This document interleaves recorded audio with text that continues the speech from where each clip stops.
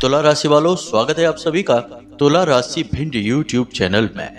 बंधुओं, आपका दुख देखकर आपके पितृ देवता भी अब रो पड़े हैं। जी हाँ बंधुओं, इसीलिए उन्होंने आपके लिए भेजा है एक बहुत ही बड़ा शुभ संदेश। अब आपकी यह जिम्मेदारी है कि आप इस शुभ संदेश को देखें और आपके पितृ देवता आपसे क्या कहना चाहते हैं, इस बात को जल्द से जल्द समझ लें। एक बात तो निश्चित है कि आपके पितृ देवता अब आपके जीवन में कुछ बड़े बदलाव लाना चाहते हैं।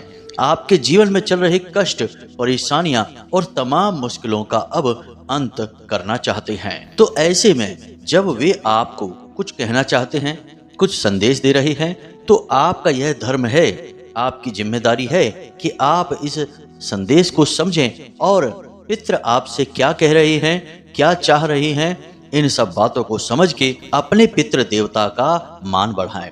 यदि आप यह कार्य कर पाने में सफल रहते हैं तो निश्चित तौर पर हम आपको गारंटी से कहते हैं कि आप माला माल हो जाएंगे। जो भी आप चाहते हैं वह सब कुछ आपको मिलने लगेगा। सबसे पहली बात कि आपके जीवन में जो भी कष्ट और परेशानियां चल रही हैं, चाहे रुपए पैसे की तंगी हो, काम धंधा व्यापार सब डूब चुका हो, एक एक पैसे के लिए आप परेशान ही क्यों ना हो और कर्जा ही आपके सिर पर चाहे कितना ही क्यों ना बड़ा हो, सब कुछ समाप्त हो जाएगा। और इन सब से बढ़कर आपके जीवन में जिन चीजों की कमी है, जिनके लिए आप अब तक तड़प रहे हो, वे सारी चीजें आपको एक एक करके मिलनी शुरू हो जाएंगी। और यह सब कुछ होगा आपके अपने पितृ देवताओं की कृपा से, उनके आशीर्वाद से। यह ज्योतिष कार्यक्रम कोई साधारण कार्यक्रम नहीं है।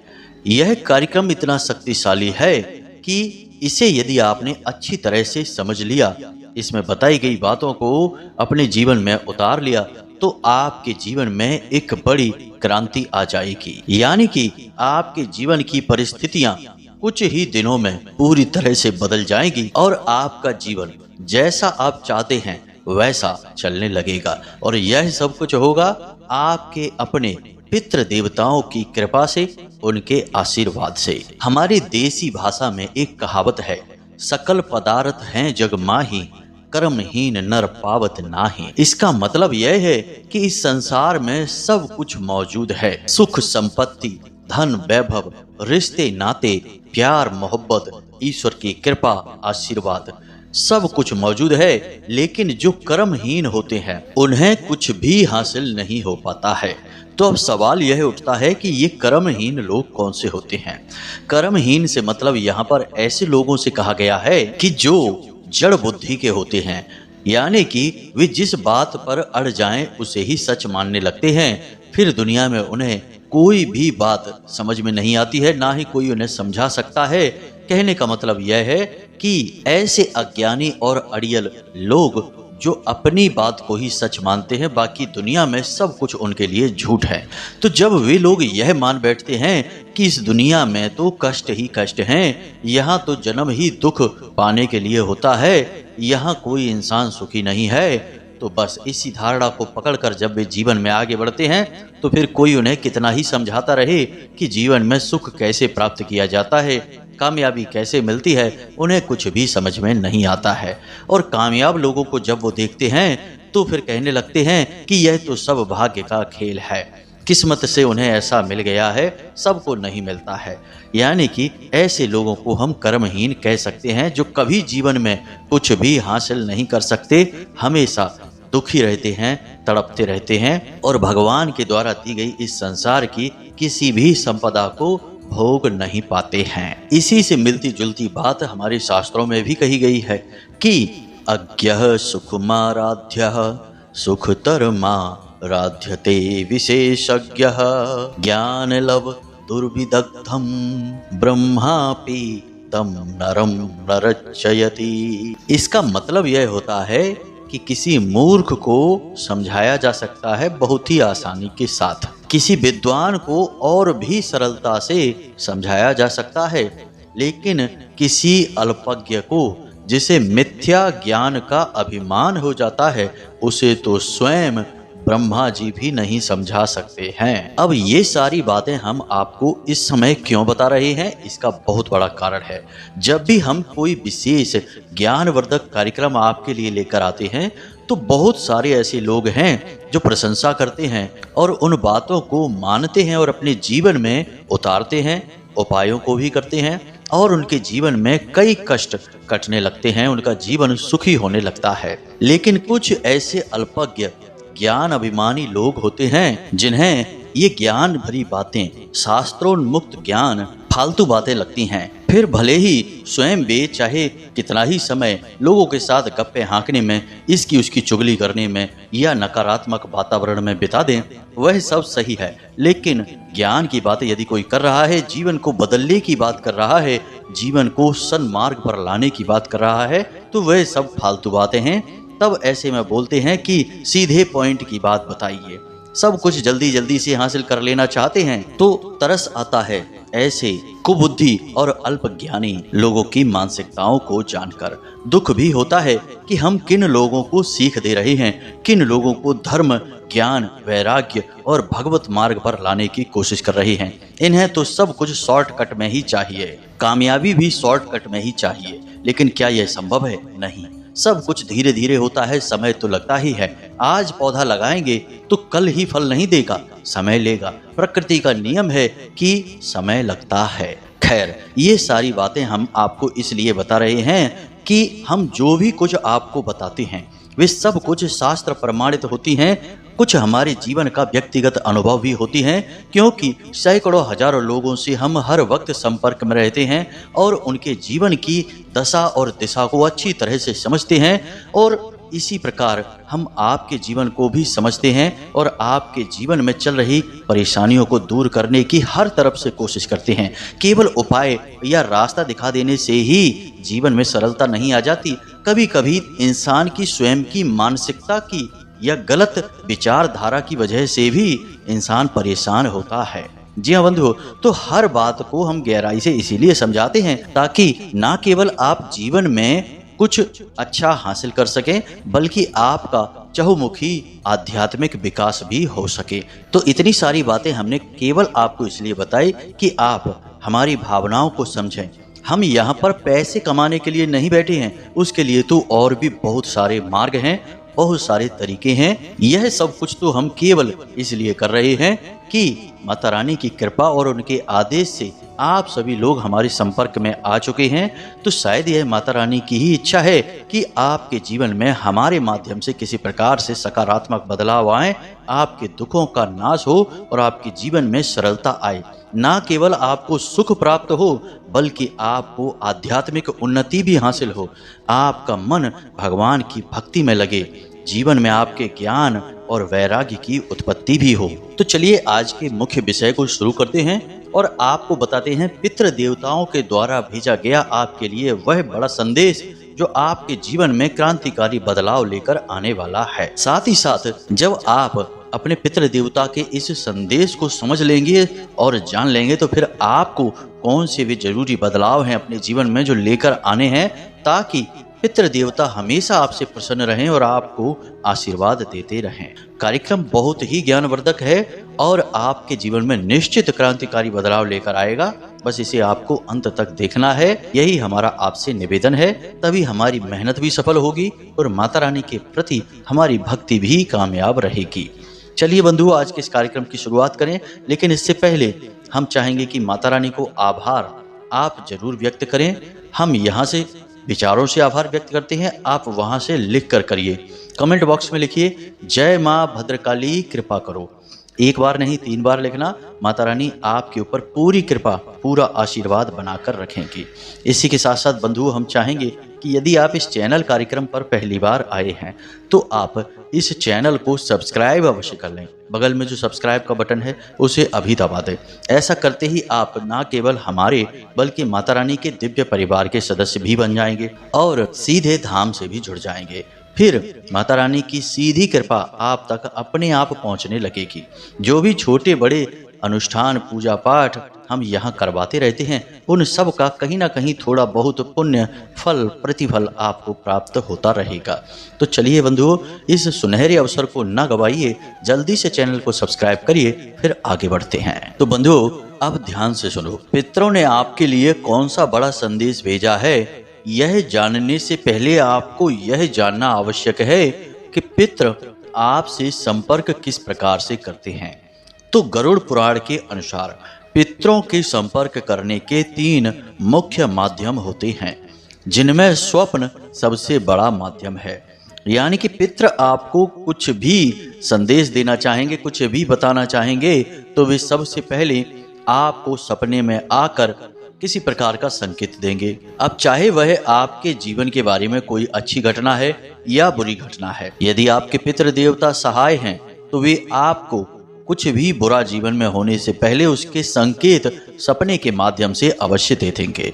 हमारे एक जानने वाले हैं, उन्होंने हमें एक बार बताया कि उनकी धर्म पत्नी बहुत अधिक बीमार चल रही थी, स्थिति बहुत ज्यादा गंभीर हो चुकी थी और इलाज में भी बहुत अधिक पैसा खर्च हो चुका था। उनके बचने के बहुत ही कम चांस थे। डॉक्टर भी कह चुके थे कि बहुत अधिक कमजोरी आ चुकी है और छोटी छोटी कई समस्याएं उनके शरीर में थी, जैसे लीवर में और किडनी में तरह तरह की समस्याएं। तो कुल मिलाकर यह था कि निराशापूर्ण जीवन हो चुका था। तभी एक दिन सपने में उन्हें उनकी दादी यानी कि उनके पिताजी की माताश्री आई और उन्होंने उनके सिर पर हाथ फेरा और हाथ फेर कर कहा कि तुम्हें डरने की कोई आवश्यकता नहीं है, हम तुम्हारे साथ हैं और बहुत जल्दी तुम्हें इस परेशानी से मुक्ति प्राप्त हो जाएगी। अब यह संकेत शुभ संकेत है, क्योंकि पितृ देवता ने स्पष्ट तौर पर आकर सपने में बता दिया है कि वे मदद कर रहे हैं। अब चमत्कारी ढंग से कुछ ही दिनों में उनकी पत्नी की सेहत सामान्य इलाज से ही ठीक होनी शुरू हो गई और आज समय यह है कि वे पूर्ण रूप से स्वस्थ हैं। साथ ही साथ उनके इलाज और बीमारी में जो भी खर्चा हुआ, जितना भी पैसा उनका गया, वह भी उन्हें कई गुना बनकर उनके व्यापार के माध्यम से, फायदे के माध्यम से वापस प्राप्त हो गया। तो कहने का मतलब यह है कि पितृ सपने में आकर संपर्क करते हैं, यह सबसे बड़ा संपर्क सूत्र होता है पितरों के लिए। अब दूसरा संपर्क सूत्र क्या है, जरा इसे भी ध्यान से समझिए। तो अब ऐसा होगा कि अचानक से आपके घर के बड़े बुजुर्ग कुछ न कुछ आपके विषय में बोल उठेंगे, जैसे कि आपके जीवन के बारे में कोई भविष्यवाणी कर बैठेंगे, या अच्छी या फिर बुरी, इससे कोई फर्क नहीं पड़ता है, लेकिन कुछ न कुछ भविष्यवाणी अवश्य करेंगे। ज्यादातर मामलों में यह देखा गया है कि जब शुभ संकेत प्राप्त होते हैं तभी पितृ आपसे संपर्क करके आपको कुछ भविष्य की झलकियां दिखाना चाहते हैं, कुछ बातें बताना चाहते हैं और थोड़ा सतर्क करना चाहते हैं। तो ऐसा होगा कि आपके घर के बड़े बुजुर्ग अचानक आपसे कुछ ऐसी अजीब बात कह देंगे जिसे सुनकर आप भी चौंक उठेंगे कि इन्होंने ऐसा कहा तो आखिर क्यों कहा, जबकि विषय वह नहीं था। जी हाँ बंधुओं, जैसे ध्यान से सुनिए कि मान लो कि आप लोग साथ में बैठे हुए हैं और आपकी चर्चा चल रही है, तभी घर के सबसे बुजुर्ग व्यक्ति, चाहे पुरुष हो या महिला हो, कोई फर्क नहीं पड़ता है, अचानक से वे कुछ आपके बारे में बोलेंगे, जैसे कि तुम जो दुकान खोलने जा रहे हो वह बहुत अच्छी चलेगी, या फिर ऐसा कह सकते हैं कि तुम जिस यात्रा पर जा रहे हो उस यात्रा पर मत जाओ, कुछ अच्छा नहीं लग रहा है। यानी कि कुछ पूर्वाभास जैसी बातें वो आपसे कहेंगे। आपको सुनकर थोड़ा सा आश्चर्य हो जाएगा कि आखिर इतना दृढ़ विश्वास के साथ ये क्यों कह रहे हैं। तो यह भी असल में पितरों का एक संपर्क सूत्र है। घर के बड़े बुजुर्गों के मुख से वे ऐसे शब्द निकलवाते हैं जो भविष्य के लिए संदेश होते हैं। और तीसरा संपर्क सूत्र, यह संपर्क सूत्र कुछ कुछ नींद में मिले संकेतों जैसा ही होता है। यानी कि कभी आप पूजा पाठ में या ध्यान में या फिर योग में बैठे हुए हैं और अचानक से आपको कुछ ऐसा एहसास होता है कि जैसे कोई आपसे कुछ कह रहा है। अब हो सकता है कि कोई दिखाई दे या फिर ना दिखाई दे, केवल आवाज ही सुनाई दे, लेकिन वह आपके जीवन के विषय में कुछ बात कह रहा होगा। यह भी संपर्क सूत्र है। इस तरह भी पितर आपसे संपर्क करते हैं। अब आने वाले 3 से 5 दिनों में आपके जीवन में इनमें से कोई ना कोई एक घटना अवश्य घटेगी। यानी कि इनमें से किसी न किसी संपर्क सूत्र के माध्यम से आपके पितृ आपसे संपर्क करेंगे और आपके जीवन के बारे में आपको कुछ विशेष और महत्वपूर्ण बात बताएंगे। इसी के साथ साथ आपके पितृ आपसे प्रसन्न हैं, इस बात के कुछ संकेत पितृ देवता देते हैं। अब पितृ देवता सीधे तौर पर तो आपके सामने प्रकट नहीं हो जाएंगे, क्योंकि अब वे इस भौतिक संसार से दूर जा चुके हैं, ऊर्जा स्वरूप बन चुके हैं, वायु तत्व प्रधान हो चुके हैं। तो वे आपसे प्रसन्न होने के कई संकेत कैसे देंगे, इन्हें भी ध्यान से समझिए। यानी कि कोई पक्षी, तितली आपके घर में उड़कर अचानक आएगा और कुछ समय तक वह आपके घर में रुककर फिर वापस चला जाएगा। यह शुभ संकेत है। आपके घर में कोई पक्षी घोंसला भी बना सकता है, या फिर बिल्ली आपके घर में बच्चे दे सकती है, या फिर आपके घर की छत पर कई पक्षी इकट्ठे होंगे, कौवा भी इकट्ठा हो सकते हैं। अब ये संकेत जीवों के माध्यम से दिए जा रहे हैं। कुछ संकेत आपके जीवन से जुड़े होंगे, यानी कि आपके कार्यों में आ रही बाधाएं अचानक से दूर होने लगेंगी। जो लोग आपसे नफरत करते हैं, आपसे शत्रुता मानकर बैठते हैं, आपके लिए हानि पहुंचाने का कोई अवसर नहीं छोड़ते हैं, ऐसे लोग भी आपके मार्ग से या तो हट जाएंगे या फिर अचानक आपके मददगार बन जाएंगे। आपकी परेशानियों का दौर धीरे धीरे समाप्त होने लगेगा। और सबसे बड़ा संकेत कि आपके घर के जो बच्चे हैं वे आज्ञाकारी होने लगेंगे, शुद्ध मार्ग पर चलने लगेंगे। तो इन संकेतों से आप पहचान सकते हैं कि आपके पितृ देवता आपसे प्रसन्न हैं और आपसे संपर्क करने की कोशिश कर रहे हैं। अब अगले 3 से 5 दिनों में आपके पितृ देवता आपसे संपर्क करेंगे। हमने आपको संपर्क माध्यम बता दिए हैं। पुराणों के अनुसार इसी प्रकार पितृ देवता संपर्क करते हैं। अब ध्यान से सुनिए कि जब पितृ देवता आपसे संपर्क करेंगे तो वे आपको क्या संदेश देना चाहते हैं। याद रखिए बंधु कि कोई भी दिव्य शक्ति यूं ही बिना मतलब में किसी से ना तो कोई संपर्क करती है और ना ही उसे इसकी कोई आवश्यकता है। जब आपकी भक्ति, आपके प्रयास और आपकी मेहनत कठोर हो जाती है, मतलब कि ज्यादा प्रबल हो जाते हैं, तब दिव्य शक्तियां रीझती हैं। और जब दिव्य शक्तियां रीझती हैं तो वे आपसे संपर्क करती हैं। यही शास्त्रों का ज्ञान है। शास्त्र यही कहते हैं कि दिव्य शक्तियां रीझती हैं केवल और केवल आपके प्रयासों से। तो अब आपने पितृ देवताओं को प्रसन्न करने के लिए जो भी प्रयास किए हैं, छोटे बड़े प्रयास से कोई फर्क नहीं पड़ता है। एक बात यहाँ पर हम और आपको बता दें कि यदि आप स्नान करते समय मात्र अपनी अंजुरी में थोड़ा सा जल भरकर पितरों के नाम से तर्पण दे देते हैं, उससे भी पितृ देवता प्रसन्न हो जाएंगे। या सूर्य देवता को अर्घ देते समय भी पितृ देवताओं के लिए मन में ख्याल लेकर आते हैं, तो इससे भी प्रसन्न हो जाएंगे। दिव्य शक्तियों के आगे प्रयास आप किस प्रकार कर रहे हैं यह महत्व रखता है। क्या प्रयास कर रहे हैं इससे कोई फर्क नहीं पड़ता है। मतलब कहने का यह है कि आपका प्रयास करते समय भाव क्या है, आपकी भावनाएं कैसी हैं, आप किस प्रकार से उन्हें समर्पित कर रही हैं, इस बात का महत्व अधिक रहता है। तो जो आपने प्रयास किए हैं उन्हें प्रसन्न करने के लिए, या आप जो विचार कर रहे हैं उन्हें प्रसन्न करने के लिए, हम ऐसे काम करें, यह करें, वह करें, दीपक जलाएंगे या फिर ब्राह्मणों को भोजन कराएंगे, जो भी कुछ आपने विचार बनाए हैं और जो किए हैं, उन सब से आपके पितृ देवता आपसे प्रसन्न है। अब पितृ देवता बड़ी आसानी से प्रसन्न हो जाते हैं। इसका कारण यह है कि उनका भावनात्मक लगाव आपसे दूर नहीं होता। जब तक कि उन्हें पुनर्जन्म प्राप्त न हो जाए या फिर दिव्य धाम में प्रवेश ना प्राप्त हो जाए, तब तक वे आपके ही बनकर रहते हैं, आपसे भावनात्मक तौर पर जुड़े रहते हैं। तो ऐसे में आप जरा भी प्रयास यदि करें तो वे आपसे रीझ जाएंगे, प्रसन्न हो जाएंगे। अब जब वे आपसे प्रसन्न होंगे तो सीधी सी बात है कि आपके पुरखे पूर्वज हैं, आपसे प्रसन्न होंगे तो आपको क्या आशीर्वाद देंगे। आप जीवन में तरक्की करें, आगे बढ़ें और जो भी कार्य करें धर्म को साथ में लेकर चलें। जी हाँ बंधु, जीवन में सफलता पाने के कई रास्ते होते हैं।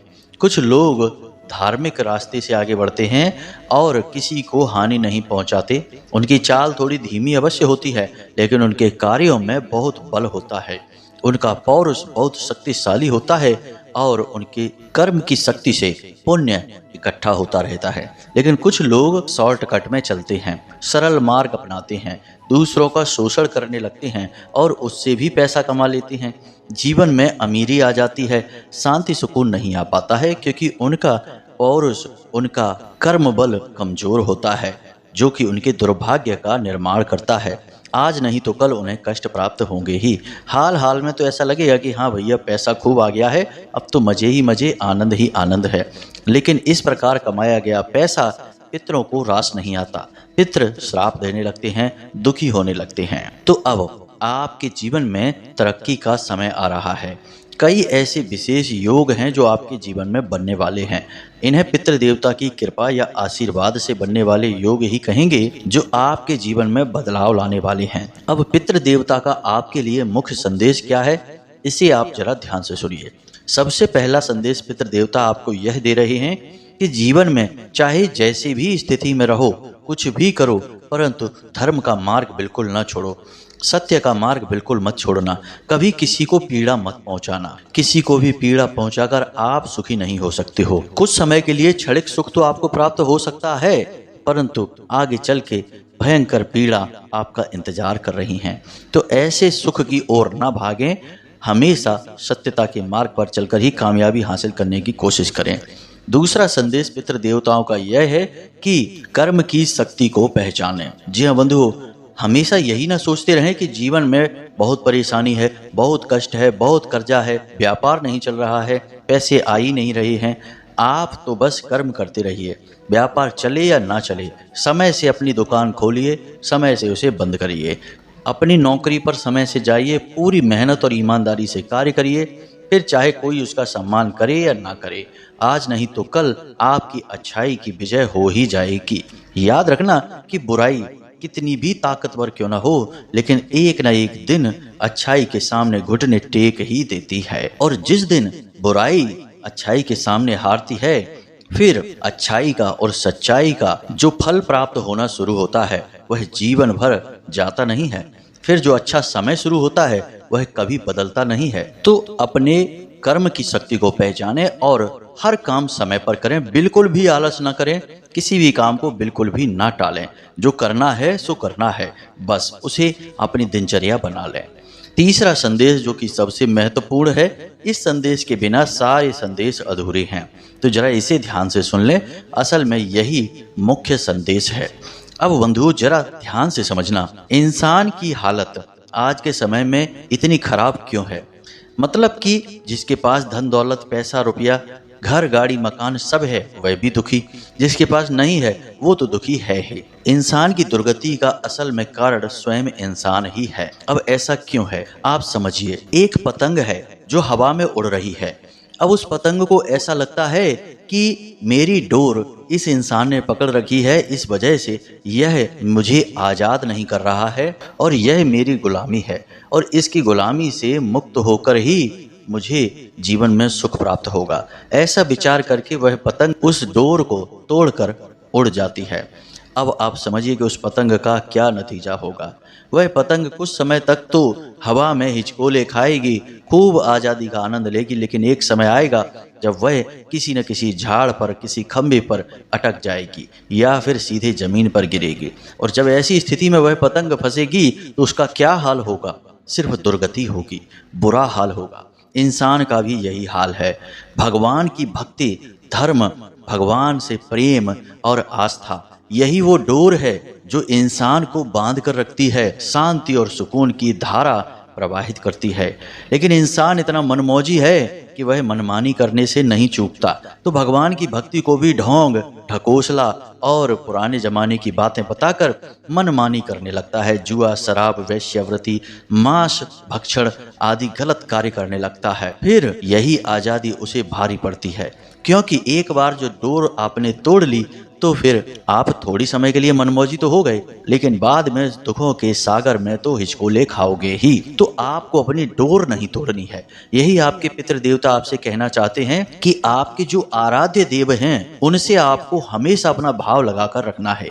जिसकी भी आप पूरे भाव से पूजा करते हैं, चाहे भोले बाबा हों, चाहे हनुमान जी हो, चाहे प्रभु श्री राम हो, किसी की भी आप पूजा करते हैं, पूरी श्रद्धा भाव से उनकी पूजा पाठ अवश्य करिए, क्योंकि यह वो डोर है जो आपको बांध कर रखती है और आपके जीवन में शांति और सुकून लेकर आती है, जिसकी कि इस संसार में बहुत अधिक कमी हो चुकी है। अब आपको हम सबसे बड़ी बात बताते हैं कि भगवान से आप डोर कैसे बना सकते हैं।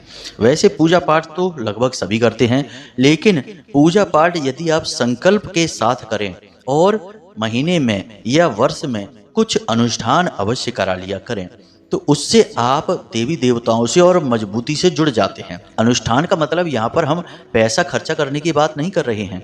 आप कुछ इस प्रकार के अनुष्ठान कर सकते हैं, जैसे कि हनुमान जी का 11 दिन का 11 हनुमान चालीसा का अनुष्ठान। अब अनुष्ठान का मतलब होता है खुद से किया गया प्रयास, सरल भाषा में इसे हम यही कहेंगे। इसमें आपकी मेहनत लगेगी और दिव्य शक्तियां आपसे प्रभावित होंगी और आपसे आकर्षित होंगी। तो आप यह कर सकते हैं कि 11 दिनों तक, मंगलवार के दिन से शुरू करें यह काम, 11 दिनों तक लगातार 11 हनुमान चालीसा का पाठ करें और अंत में बजरंग बाण का पाठ करें। यह काम आप हनुमान जी के मंदिर में ही जाकर करें तो अति उत्तम रहेगा। पहले दिन जब आप यह कार्य करें तो संकल्प लेकर करें। हम आपको गारंटी के साथ कहते हैं कि बड़ी से बड़ी, भीषण से भीषण तकलीफ आपकी होगी वह भी दूर हो जाएगी। हनुमान जी की प्रचंड शक्ति सारी तकलीफों को एकदम मक्खन की तरह काट डालेगी। हमारा खुद का अनुभव है माँ भद्रकाली और माँ बगलामुखी के लिए। जी हाँ बंधुओं, हम माता रानी की साधना करते हैं और हमने कई बार ये चीजें अनुभव की हैं। जो बातें हमारे बस से, हमारे काबू से बाहर होती हैं, उन बातों को माता रानी तुरंत समाप्त कर देती हैं, हल कर देती हैं। इसी प्रकार आप भोले बाबा का भी कर सकते हैं कि 11 पंचाक्षरी माला का जाप 11 दिनों तक कर सकते हैं। इसी प्रकार आप माता भद्रकाली का या माँ बगलामुखी का, जिन भी देवी देवता के प्रति आपका भाव है, उनके लिए आप कोई अनुष्ठान महीने में, 2 महीने में, 3 महीने में एक विशेष अनुष्ठान अवश्य कर लिया करिए। शुभ घड़ी और मुहूर्त को देखकर अनुष्ठान प्रारंभ कर लीजिए। आप देवी देवताओं से बहुत मजबूती से जुड़ जाएंगे और याद रखना कि फिर आपको दिखेगा कि आपके जीवन में कष्ट आ रहा है, लेकिन वह कब चला जाएगा आपको पता भी नहीं चलेगा। दिव्य शक्तियां इतनी मजबूती से सहायता करती हैं कि आप सोच भी नहीं सकते हैं, बशर्ते कि आपको उनसे जुड़ना होगा। अब केवल रोज ओम जय जगदीश हरे आरती कर ली या फिर जय बजरंगबली, जय श्री राम बोल लिया, इतने से काम नहीं चलता। अनुष्ठान से भाव दिखता है, मेहनत दिखती है और उसी से दिव्य शक्तियां आकर्षित होती हैं। और जब एक बार देवी देवता आपसे जुड़ जाएंगे, यानी वे जुड़े तो आपसे हैं परंतु आपसे आकर्षित हो जाएंगे, आपके ऊपर उनकी विशेष कृपा, विशेष छाया हो जाएगी, तो पितृ देवता हर वक्त 24 घंटे आपके सहायक रहेंगे। याद रखना कि पितृ देवता आपके जीवन के और आपके घर के सबसे बड़े रक्षक हैं और सबसे पहले रक्षक हैं, लेकिन वे आपकी रक्षा तभी कर सकते हैं जब आप रक्षा करने के लिए उन्हें मजबूती प्रदान करेंगे, उन्हें ऊर्जावान बनाएंगे। इन कार्यों से वे ऊर्जावान होते हैं। अब जो बातें हमने आपको बताई, जो संकेत आपको बताए, वे अगले 3 से 5 दिनों में आपको मिलेंगे। इन संकेतों के बारे में क्या करना है हमने यह भी आपको बता दिया है। अब आपको ये संकेत मिले तो हमें कमेंट करके अवश्य बताना, हमें भी सुनने में बड़ी उत्सुकता रहेगी। हो सकता है कि कुछ लोगों को ये संकेत ना भी मिले, क्योंकि सभी एक जैसे लोग नहीं होते। कुछ लोग गलत कार्य करके पितृ देवताओं को नाराज भी कर देते हैं, तो उन्हें कोई संकेत नहीं मिलेंगे। उन्हें तो बस सपने में सांप, भूत प्रेत और डरावनी चीजें ही दिखाई देती रहेंगी। सोने में बेचैनी रहेगी, प्रेम से नींद नहीं ले पाएंगे। बस यही उनके संकेत हैं। तो मित्रों, ये सारी बातें जो आपको बताई हैं हमने, इन्हें अपने जीवन में उतारिए और अपने जीवन को सरल बनाइए। वैसे तो सब कुछ हमने विस्तार से आपको बताया ही है, लेकिन यदि आपको फिर भी मन में कोई प्रश्न उठे तो आप कमेंट करके पूछें या डिस्क्रिप्शन में दिए गए व्हाट्सएप नंबर पर मैसेज करके भी पूछ सकते हैं।